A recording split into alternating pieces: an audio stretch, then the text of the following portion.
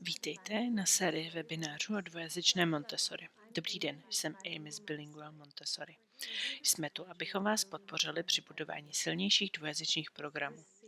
Tato série webinářů byla umožněna díky financování programu Erasmus Plus Evropskou unií.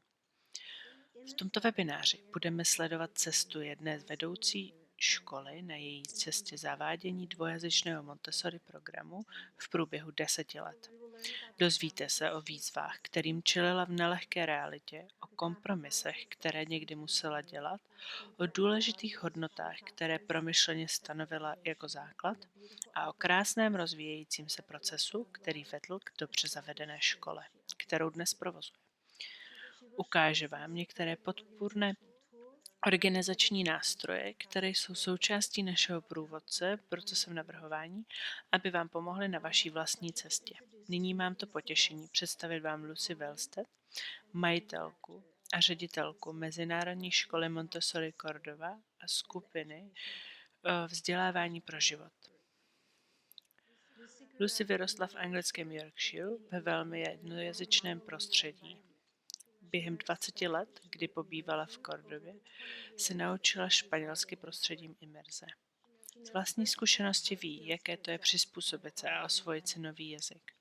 Pracovala v různých místních vzdělávacích institucích jako kvalifikovaná mezinárodní učitelka na základní škole a je vyškolena AMI pro základní školy a mládež. Lucy prošla školením pro vedoucí pracovníky v rámci Whole School Leadership Institute a je zástupkyní New England Association of Schools and Colleges pro jejich mezinárodní akreditační návštěvy škol. Lucy, vítejte. Děkuji za úvodní slovo, Amy. O své práci už nic neřeknu, protože tématem tohoto webináře je můj školní příběh. Takže se dozvíme poměrně dost o cestě, kterou jsem se ubírala posledních 10 let. Nyní se s vámi podělím o svou prezentaci. Takže bilingvní Montessori, skupina, ve které se také angažuji, navrhnula, abych nahrála webinář o své školní cestě a o tom, jaké kroky jsem podnikla při vývoji programu bilingvní Montessori. Když jsem se s tímto tématem setkala, říkala jsem si, že je to 10 let práce, jako o tom mám udělat půlhodinovou přednášku. Pokusím se tedy a pokusím se vám ukázat některé nejzajímavější části. Takže pokud jste v této myšlence opravdu nováčci, věci, které byste mohli mít na paměti a které by vám mohly pomoci vyhnout se některým nástrahám nebo vyřešit některé z těch hádanek, které se cestou objeví. Tak, především opravdu stojí za to říci, že zejména náš Montessori program byl od samého začátku koncipován jako dvojazyčný. Vlastně jsem se zajímala o Montessori nebo o respektující vzdělávání dětí a hodně jsem se zajímala i o proces učení dalších jazyků. V této oblasti jsem pracovala už dříve, také jsem studovala dvojazyčnou výchovu a sama jsem se v dospělosti učila jazyk a vychovávala jsem své děti v dvojazyčné domácnosti. Takže myšlenka dvojazyčného programu pro mě byla prostě něčím přirozeným. Opravdu jsem měla na základě svých zkušeností jako učitelka jazyků a učitelka na základní škole již sformované určité představy o tom, co by bylo nejlepším způsobem, jak s dětmi sdílet dar, být dvojazyčný a zároveň respektovat jejich vlastní kulturu a jejich první jazyk. Začali jsme s několika počátečními předpoklady,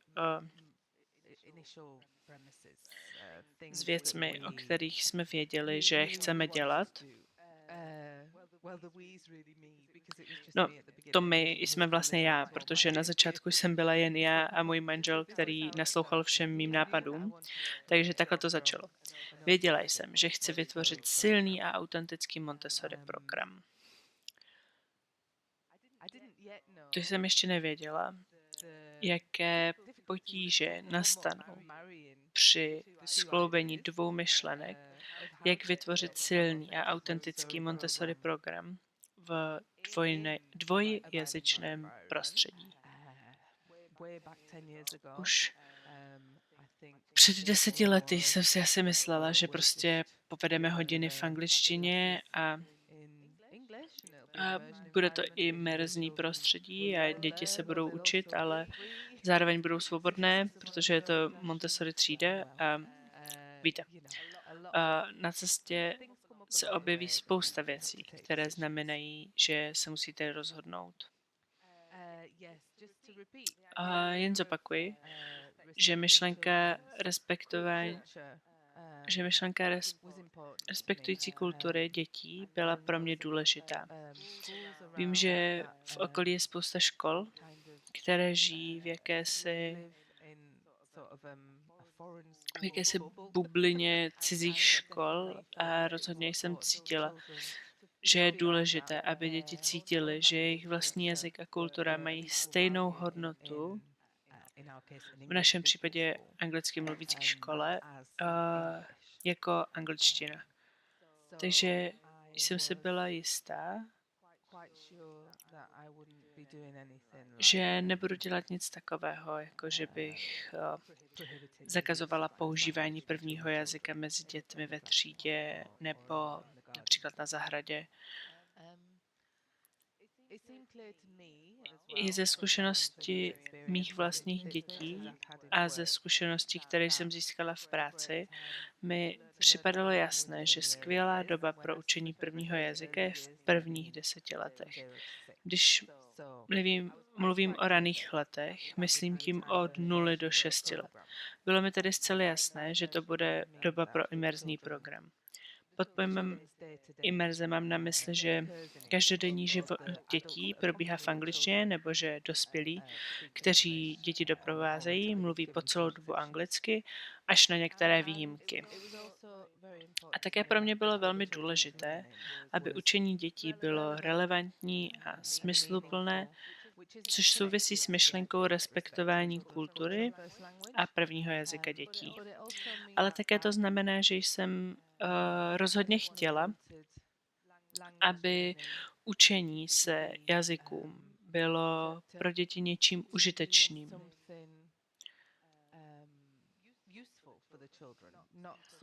Ne něčím, co by dělali izolovaně, jen proto, že dospělí říkají, že je dobré se učit anglicky, což je něco, s čím jsem se, myslím, setkala v době, kdy jsem jako učitelka angličtiny byla mladší a pracovala jsem s malými dětmi v akademiích anglického jazyka.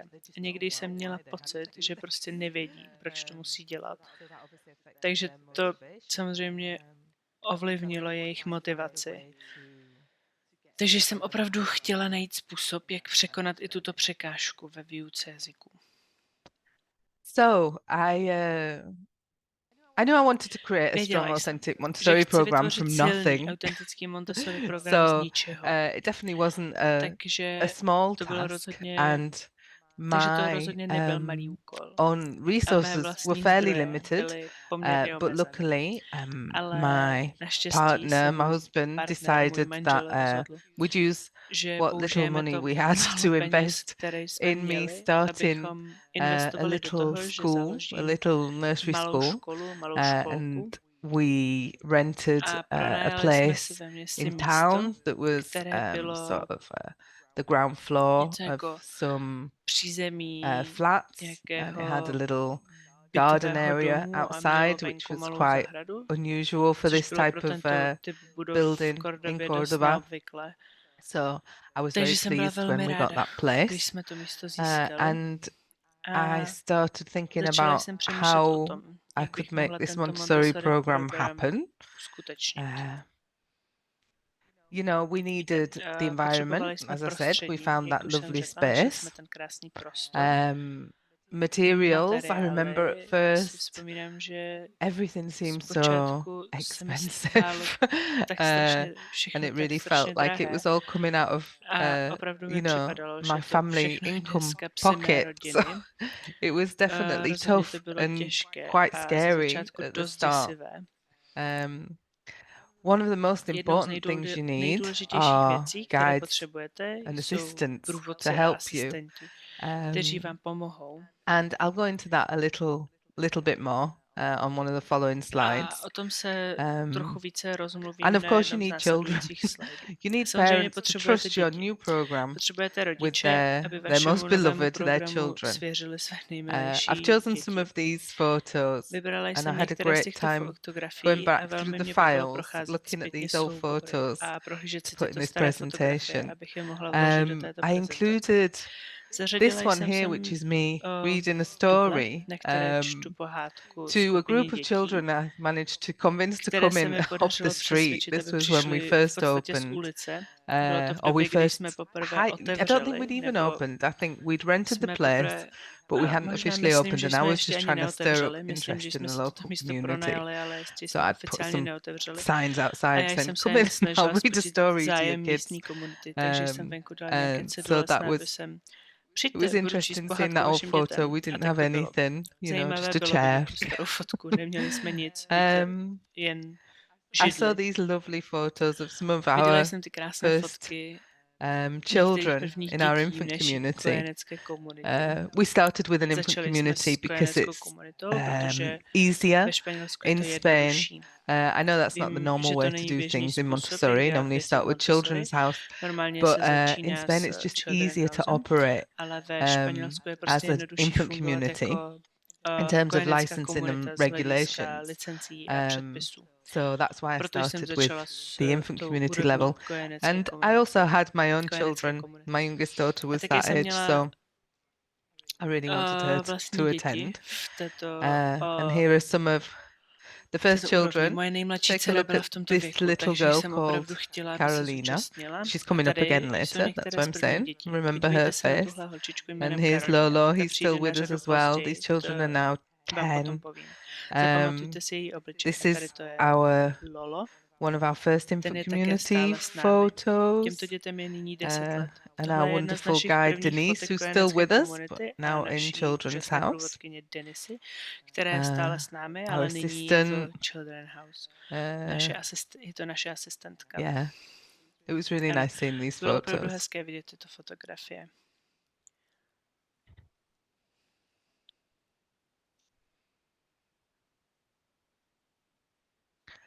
So I wanted to talk a little bit more about the human resources puzzle. Now, there is actually a community conversation available that I did about this topic. It's available on the Bilingual Montessori website video library. So I'm not going to go into a lot of detail because we have a whole talk about that. But I did just want to mention a few points because in general, the feedback that I get from new bilingual Montessori programs, well, probably all Montessori programs, but especially bilingual Montessori programs, is that they really struggle to find the right staff, the adults, to accompany the children. That's because they want Montessori guides, brilliant if they're AMI-trained Montessori guides, really fluent English speakers, and that's not always easy to find. Depending on where you live, I guess maybe in some international places there are more people with that profile available, but definitely where we are in Cordoba, it wasn't something that you had around. And there weren't really any other Montessori schools around either. So that was another thing. I really had to, at the start, I really enticed the families into the school with the English, because although there were families in Cordoba that were definitely looking for an alternative educational option for their children, I think that there were a lot more families that didn't yet know that what they were looking for was Montessori. So the English component, the English speaking component, so many families are interested in their children speaking English, was important. And as I think I talk about it on the community conversation, you know, we decided to use the space that we were renting as a language school in the afternoons for older children. So that's why I've got this photo on here. And here you can see, well, one of the teachers obviously celebrating Pancake Day with the children who are definitely not in our immigrant community. So this is what I mean when I talk about maybe being creative to cover your HR needs. We had a full day and a half day infant community program, and for the half day program it just was pretty impossible to find a Montessori guide in Cordoba, English speaking, that only wanted to work half time. If people are moving from a different country or a different city to come and work in your program, they normally need a full-time salary. So having the English language classes in the afternoon really helped me, because I could have staff work half-time in the nursery, half-time in the, and that enabled them to earn a full-time salary. And making compromises is important. You might not find the ideal profile that you're looking for. So think about prioritizing the qualities and qualifications. You know, maybe you won't find somebody with an AMI diploma, but maybe they'll have some other kind of diploma. But if you feel after the interview process that their personality fits, then it's probably worth going for that. Play to the strength of the program. Thinking right back to when I started and how I managed to convince people to come and work for a new program. I guess I tried to definitely convey our serious intention as a Montessori, a young Montessori school, and also to convey that I would support them with moving to a different place. You know, some people don't speak Spanish when they move. That was the same as me when I moved here when I was 25. So, you know, I also told them that I'd been through that and I knew the ups and downs and what kind of support they needed, and that I'd be there to help them make doctor's appointments or anything like that. So that can really help, because it's true that if you are a Montessori guide, especially an English-speaking one, you probably have lots of opportunities around the world. So the truth is that most people prefer an established program because they tend to run more smoothly, they tend to be clear about their own identity, and experienced guides know this. So they will often avoid new programs. So as a new program, you need to really think about what you can offer and make sure that you get that across during the hiring phase. You know, I've been lucky. We've had staff working for us for a long time, or I've been lucky, or we've just managed to build a good team, and I think we've all been involved in making the progress we've made together. Right, we're going to look a bit more in depth about this idea of respecting children's culture and first language. So one thing a new program has to do. Jednu věc, we expanded. I will tell you a bit more about how our program expanded.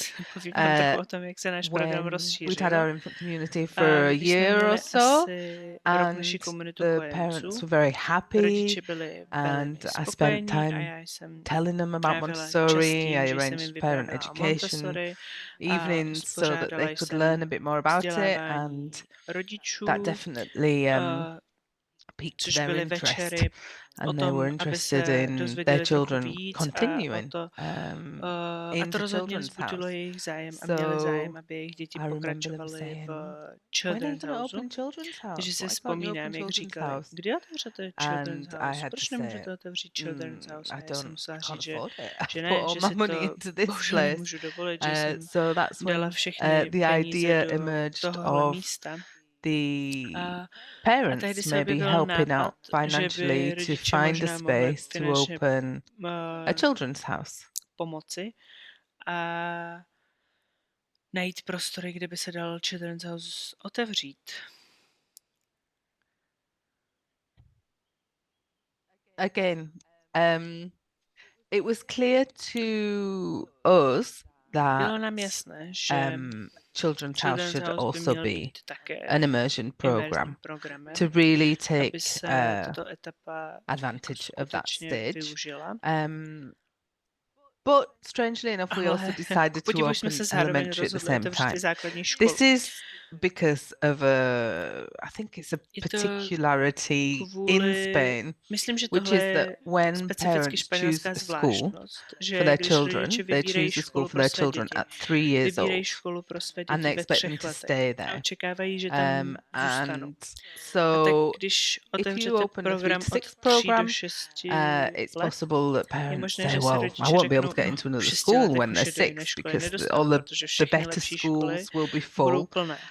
So I knew that we needed to open both programs. I also had an ulterior motive, which was that one of my children was at that age and starting elementary. So I wanted to open that program for her. So again, going against the sort of normal path of growth of a Montessori school, we opened Children's House and Elementary at the same time, and we needed somewhere to do that. So we found a lovely place. We looked for somewhere to rent first, but couldn't find anywhere, so we ended up in the end looking for more investment, getting a mortgage, and buying somewhere. And that's where we are now. We opened our Children's House and Elementary program in sort of 3 or 4 years after starting our infant community. And yes, we wanted to. It was a time to think really about how we could prepare a school culture that was bilingual, especially because in elementary, now by law, as an international school, we needed to include the teaching of certain areas in Spanish, and it seemed logical anyway. The areas are Spanish language, Spanish history, Spanish geography, so definitely made sense for us to do it that way. So for the elementary program, I needed to think about how this was going to be a bilingual program. Now, moving over from our immersion programs in infant community and children's house. To create this culture, because we decided that children were going to speak in their first language, which in the great majority of children here is Spanish. We needed to create an environment where there were lots of opportunities for spontaneous interaction in English. So you kind of need to engineer those situations because it's understandable that naturally when children are together and their mother tongue is Spanish, they will speak in Spanish to each other. I think as a Myslím, že Montessori jako program, Montessori program nevyhnutelně it's inevitable that we think hodně a myslíme lot na about pohodu dětí children's well-being or nebo na jejich healthy zdraví, natural development. přirozený vývoj. So we knew that Takže jsme věděli, the že children děti se musí needed to umět be able to vyjadřovat v express jakémkoliv themselves jazyce, který in mohou používat. any language they could use. Because they need to develop fully. You know, it's not just about them developing their second language.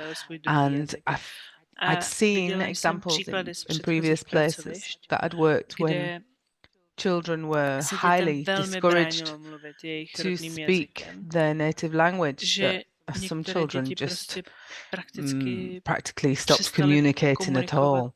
And I think developing communication in any language is very important. So what we needed to do was think of a way we could engineer the environment to create reason to use English. Another puzzle was also the fact that children varied so much in their language abilities, and as a new program, you know, it's quite normal that you don't have the luxury of being able to select the children that come into the program. So I think it's quite normal to have older children starting in elementary or even in this kind of last year of children's house who haven't had previous exposure to the second language that you're working in. Or Montessori, so that's a whole different webinar. And after sort of struggling with this over some time and you know, lots of meetings with the teachers, the guides and assistants about how we could overcome this puzzle, you know, we came up with the idea of creating individual language plans, which would help us to prepare the children's learning and to understand the language profiles of our group at a deeper level. And also to be sure that everybody's expectations were in line. Because I think that one thing that happens often in bilingual programs is that there can be quite a lot of confusion about what the expectations are, or what the language objectives are, what the vision is. And this happens with staff and with families. So when we came up with the idea for the language profile and plan, that seemed to help everybody understand how we were going to work together. So here's a little video which shows our format, which I just thought about what information I thought everybody needed to know and what we needed to work with, and designed this form. So let's have a look at that together. Here is our profile and plan. We just have some basic information about the children's language background from home, the experience, the linguistic experience in school settings, their academic background, where they come from, their level of English and Spanish, and any modifications we want to make for them when we're delivering presentations, lessons, or what the expectations are.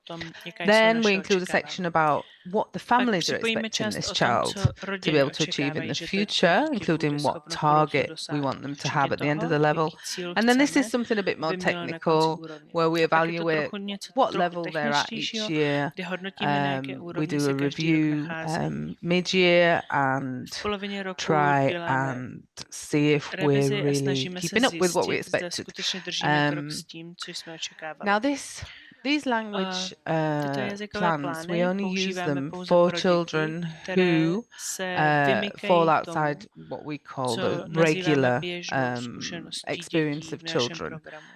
in our program. So that's children Tedy who děti, které začínají, start když jsou when v programu they starší než are 4 roky, older than 4 in the program with no previous experience of either one language or the other language, and children who may have some specific language difficulty. Apart from that, that's when we use these profiles and we share them with the families.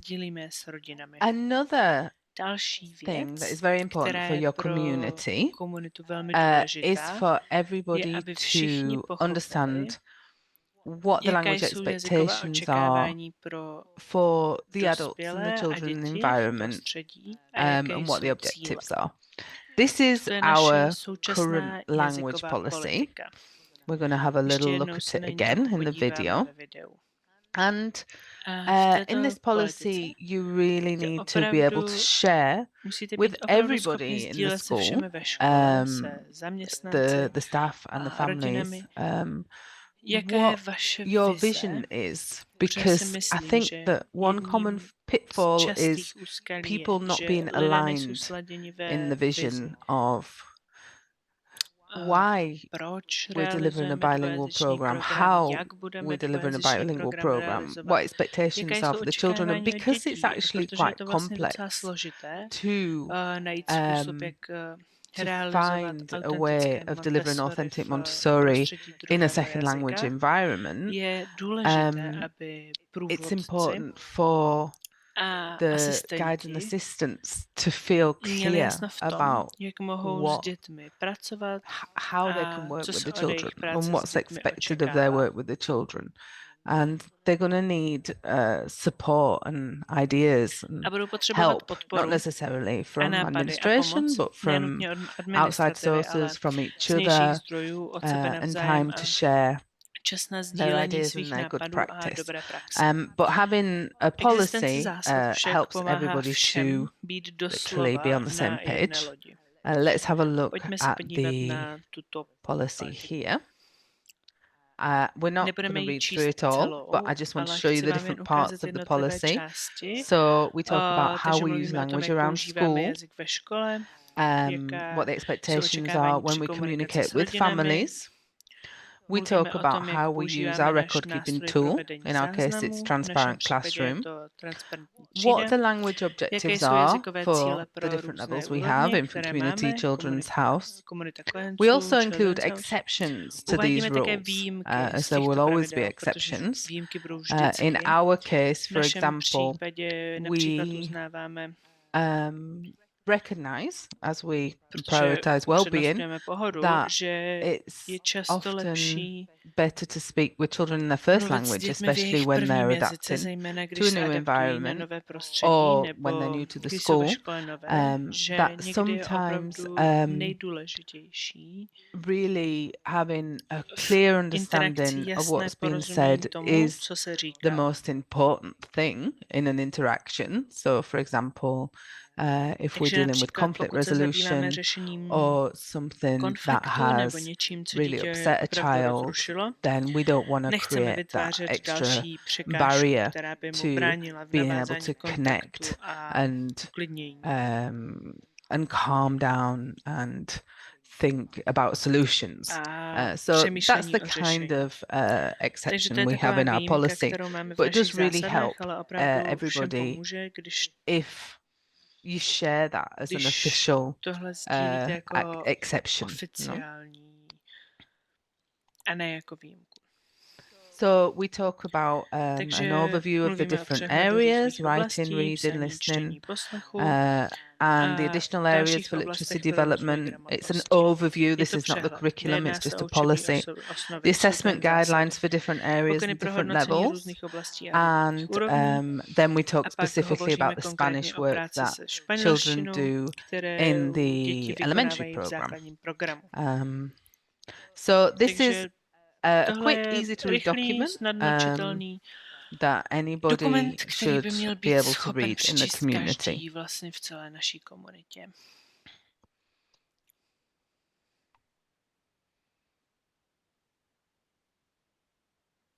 I think it's also Myslím, že je také very velmi helpful užitečné pochopit, to understand, as I think I always did, jak jsem that to language, myslím vždy dělala, že jazyk, developing a bilingual program dvojazyčného programu je is poměrně quite a long path, poměrně dlouhá because cesta. learning a language takes a long time. So Učení se jazyku trvá dlouho. You can't. Sorry.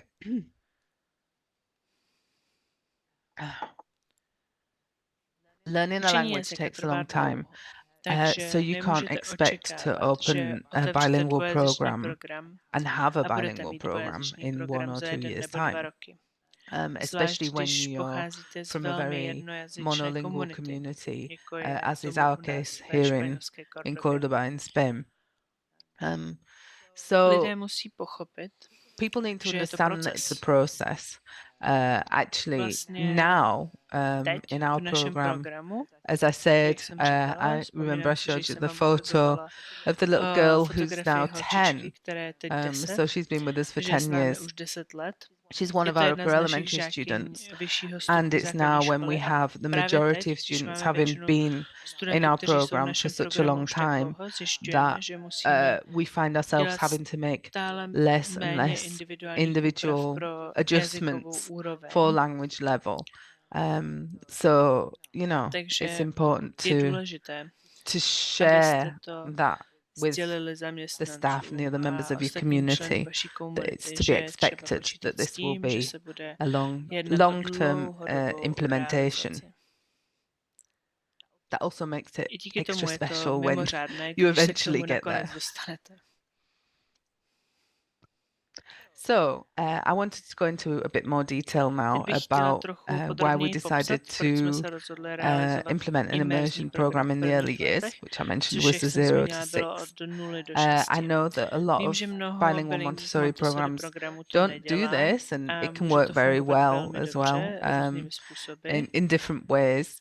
I think it depends very much on the school context. So in our case, as I said before, Cordoba is very much a monolingual environment. Most children on our program, the only exposure they have to English is at school. So we really needed to maximize. If we want them to be able to get to a level where they can use English for academic study when they're 12, we really needed to take advantage of the first plan of development for them to learn as much English as possible. So an immersion environment for us just makes language learning very natural as well. If the adults in the environment are using that language to communicate with the children have a real, genuine reason for trying to express themselves in that language. In some cases, or when guides or assistants first arrived, they really don't understand Spanish, so children naturally have to make that effort. And that actually also happens when we get a student in one of our environments who's come from a different country and doesn't understand Spanish. You know, that's when you see, suddenly the children are using a lot more English between themselves. So that can also be very positive for encouraging the production of English. I think when children have been through an immersion program from 1 or 2 years old, you know, their listening skills are great. They normally understand everything that's going on in the classroom very quickly. But what tends to be more difficult is getting the children to get used to producing English as well. Because obviously, as I said before, we do allow them to express themselves in Spanish. We felt that was important. So that comes back to what I mentioned earlier about kind of trying to engineer situations where children have to use English. The guides don't generally pretend that they don't understand Spanish, but they do maybe try and set a tone. So one tip, for example, is if you're doing circle time or sitting around with the children, like here we can see one of the guides sitting with the children to talk about some planting, I think. Then obviously she will always be speaking in English, but if she wants the children to join in the conversation in English, then one good tip is to choose a child that you know is going to answer in English first. You don't have to be explicit about it, but then the other children automatically just go into, this is an English conversation mode. And it also involves maybe thinking about extra games or materials on the shelves that children can use together to have conversations in English. Just to go a little bit more into detail about how to ensure that learning is relevant and meaningful. I think having the second language is a language that's used around the school is really important. And if you have a program or a situation where that's not happening so much, then maybe you have to try and make some changes and decide together as a team. I don't know, look, when we're around the school, we're going to try and the adults and speak to each other in English as well. Or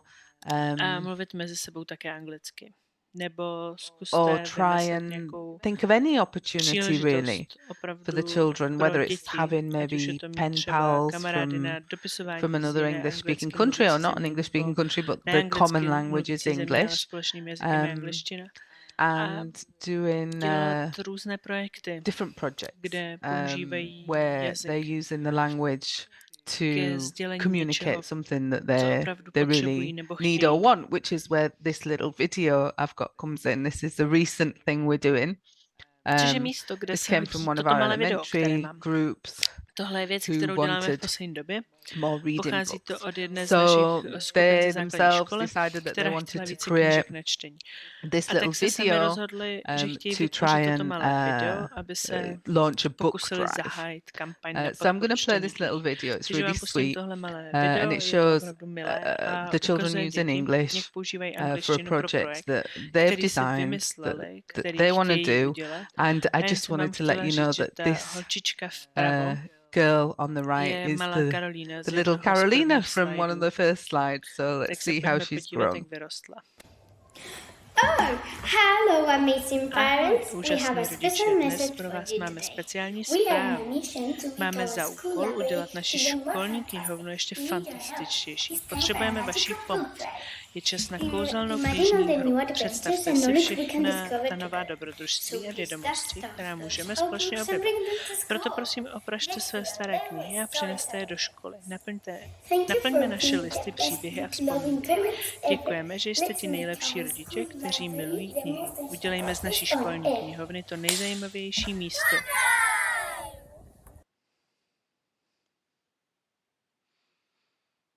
Oh, isn't that just a lovely little video? So yeah, it's great to see how those children have progressed since they were babies, and also that's an example of a way that we use language, our English language in different parts of the school and across the curriculum. There's quite a lot of ways that you can be conscious about where you can find opportunities to support children in the development of their second language when you're doing all different types of activities and presentations. This webinar doesn't really give me time to go into that, but I know there's going to be lots of really interesting information about this in the field guide that the Bilingual Montessori group is creating, and also on their online courses that are coming up soon as well. So back to our school story. So I think one of the things that we found puzzling was how to find the right mix of languages in elementary. Because this, bear in mind, what I said was this was our bilingual environment. Now, at first, we really thought that the most important thing was to have an English-speaking elementary Montessori guide to work with this very small group of children. I think there were only 6 or 7 children in that first year. Because actually, you know, a lot of these children didn't really have much knowledge of, well, it was about 50-50. About half of the children knew English quite well, and the other half didn't. Now, this is where we learned that it was very important not only for guides to be great Montessori guides, but also for them to understand the process of learning a second language, and also that they understand how to adapt their work for second language learners. This was where we developed a profile that we use a lot in our school when we're searching for staff. I think pretty much all our guides have some qualification and experience in teaching English as a second language alongside their Montessori qualifications, and that is definitely very helpful, so it's a good thing to bear in mind. We quickly decided that what we needed in this environment was a Spanish-speaking guide and an English-speaking guide, and that we would divide the areas between these 2 guides. So if I remember rightly, the English-speaking guide took care of obviously the English language, the maths, art, music, that kind of presentation. And the Spanish-speaking guide did the cultural parts of the curriculum, the history, science, geography, and Spanish language. Now, what we observed here was that the children definitely gravitated towards the person that spoke their mother tongue. So this was over the course of maybe a year or 2. We observed that children developed preferences for working in the areas where they were working in their own language, in their native language. And that definitely didn't seem right. You know, it's not right that children decide they don't like maths because maths is in English. So that was a puzzle. We had to sit down and really think about how to solve that one. We decided that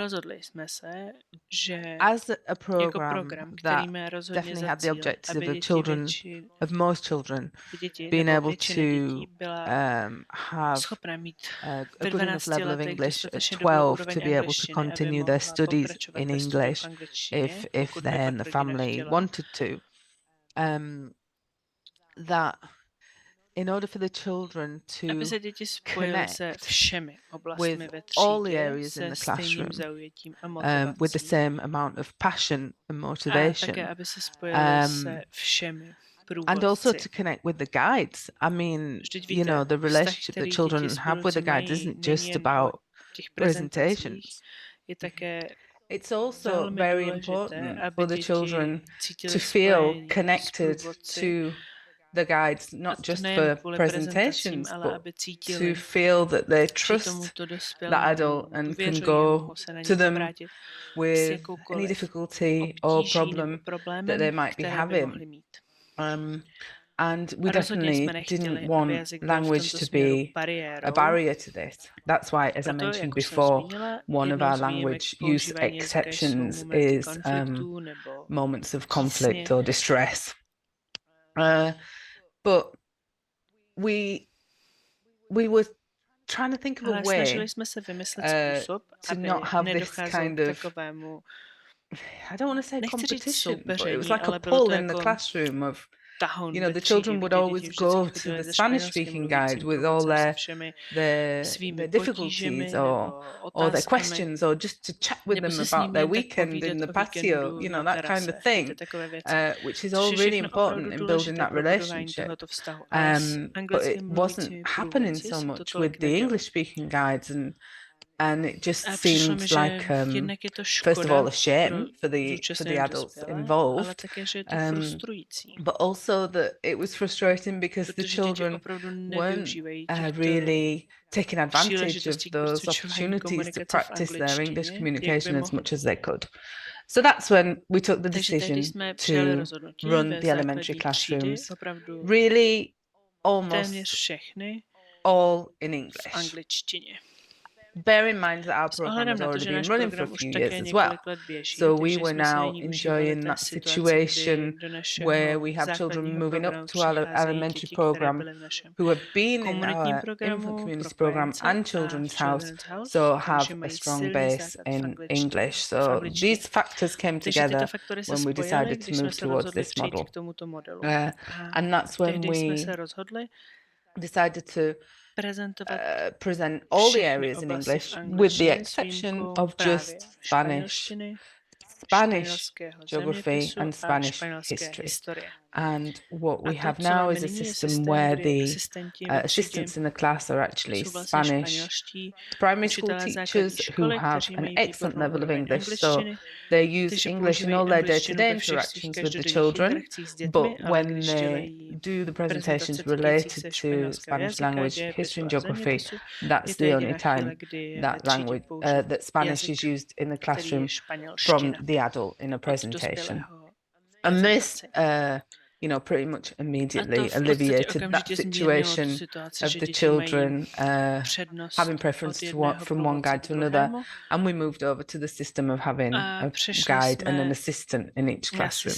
In one classroom we have co-guides, a Spanish speaker and English speaker, but that's because they like to work that way, and that can work well as well when both parties are happy with that arrangement.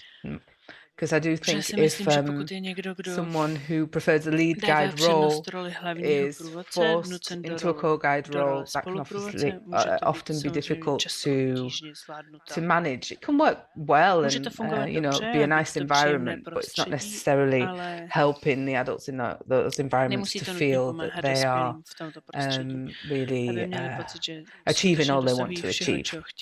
So there were our moments of trial and error in elementary. I mean, despite those changes, you know, children were always learning. We were always learning as well. You know, we even got to the point where sort of last year or the year before last year, we had to sit down and say, I'm not sure about this, if the Spanish is, you know, if they're using enough Spanish, are they doing enough Spanish work? So it was interesting to get to that point and tip the scales the other way. And we spent some time focusing on strengthening our Spanish curriculum with them. So I think that every program will kind of find these things along the way. And it's also important to work with what you have.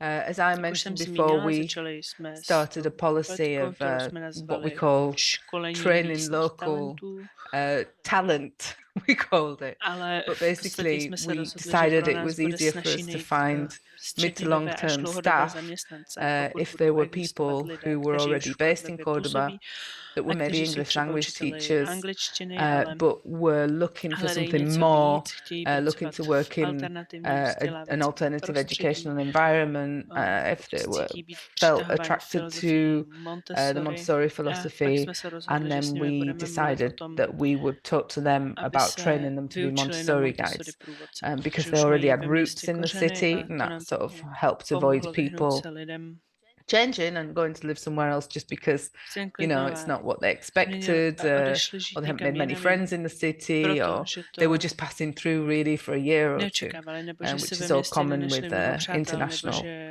teaching candidates, I think.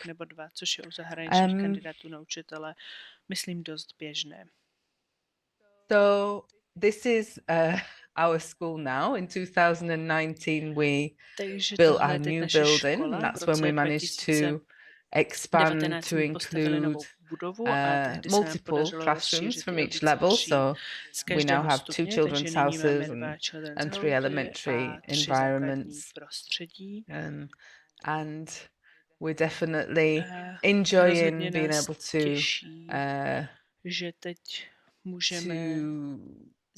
do much more varied things with the children now in English, because really the levels are so strong in, you know, in almost all the cases.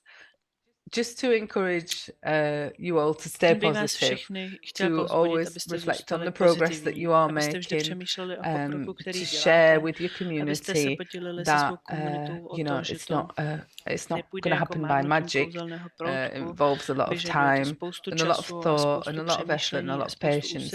And obviously, if you can get families involved in the process as well, that really helps. Definitely for us. Families who are on board and try and expose their children to English at home, you know, that really helps us to see better results. But, you know, we know that we can work with families as well who, you know, often one of the reasons that they sign up for, you know, a bilingual Montessori program is because they feel frustrated about their own efforts at speaking English during their lifetimes, and I really sympathize with that.